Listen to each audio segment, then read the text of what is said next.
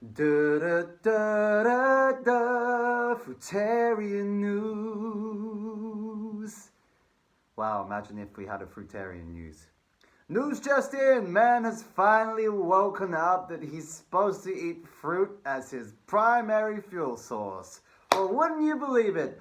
It turns out that all that tree-hanging fruit was there for a reason after all. I mean, papayas, mangoes, peaches, plums, pears, apples, berries. Apparently, they were all there by accident, so high in sugar and ready to give us diabetes. But now, groundbreaking research from a few humble souls has come to the conclusion that man is supposed to subsist primarily on the fruits, the berries, the melons, the leafy greens, the herbs. Oh yeah, the simple foods of nature that have already been cooked by our beautiful, heavenly Michelin star chef in the sky. The ingredients, all the elements of nature, the fire, the air, the soil, the water, all miraculously appearing out of the ether for us to enjoy as children of the Most High. And we are here arguing over whether we should eat all these other foods, when it's pretty darn obvious that the main food the man should have subsisted on is the juicy fruits from the trees. And because he does not do so, he suffers with all manner of disease, both spiritual, physical, mental, all kinds of diseases, from not acknowledging the truth that man, since his youth, should have put inside his body primarily the juicy fruits of our Most High Creator. The juicy fruits that are going to hydrate your soul. They're going to hydrate your body, don't you know? They're going to make you feel so good. You're going to go out into the neighborhood and you're going to go help everybody. You're going to go sing at the top of your lungs that you love God with all His glory. But instead, we tell a different story.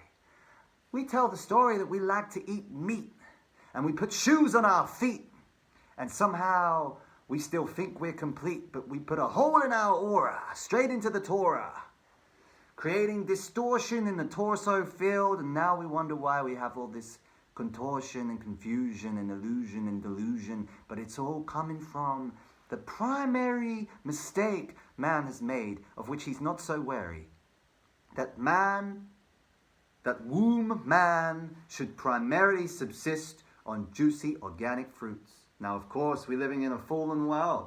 That reality is not so easy for everybody to follow. So here on Fruitarian News, even though we speak of ideals, we don't force them. We don't militarize them. We don't force them down people's throats and shove a mango inside their mouth and say, "You're a fruitarian, make that man go now." No, no, no. We have to transition at the correct pace. We have to come in contact with natural hygiene, the natural hygienists, your Arnold Ehret, your Herbert Sheltons. We have to start studying this information.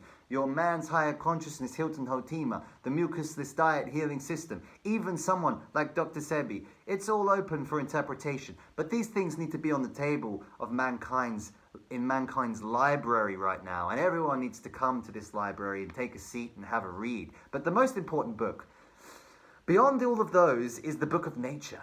We must observe our fellow primate brothers and sisters, orangutans, chimpanzees, bonobos, you name it.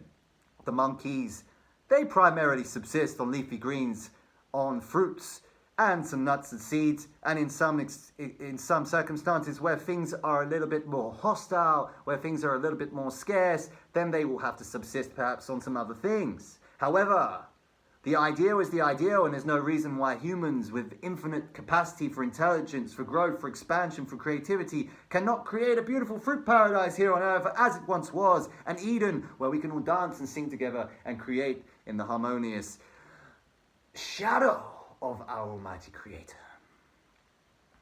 But we have forgotten. We have I amnesia. We have forgotten the I am. We have forgotten who we really are. We've forgotten to give thanks for who we really are and give thanks by honouring the laws of nature first. For those who dishonour the mother could not be farther from the truth. And if we're carcass crunchers, if we're calling ourselves carnivores when really we're necrovores because we're eating a dead corpse that wasn't yours, that someone killed for you because you didn't have the courage to do it yourself and wouldn't have the courage to do it yourself or the anatomical ability to do it yourself because the eagles, the lions, the bears. All of the carnivores of nature laugh at us for attempting to call ourselves carnivores when we don't do what they do. Because they don't cook their food.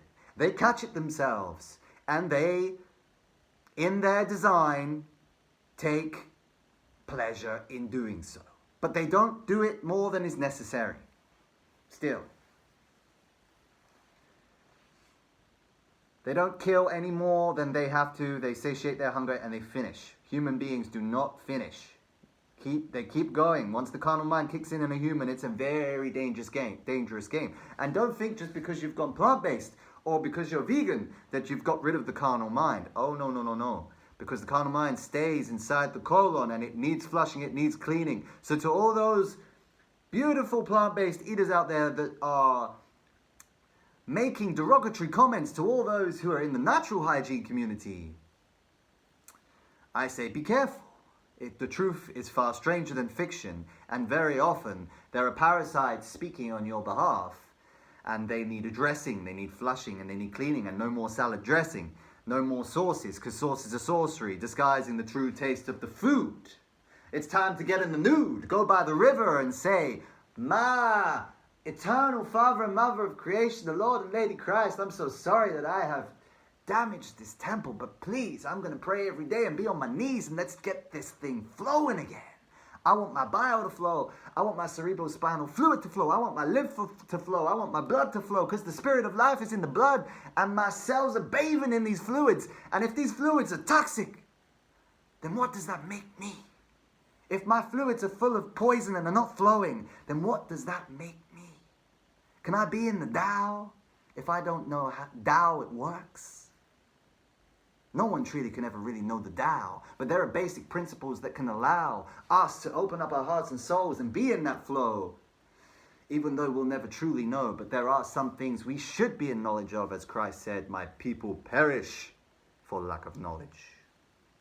And the knowledge is this: fruits, leafy greens, herbs, yes, plant-based transitioning towards that state, depending where we're at in our lives. But remember, what determines your fate is your state. Your destiny determines your density. Your density determines your destiny. They're the same word.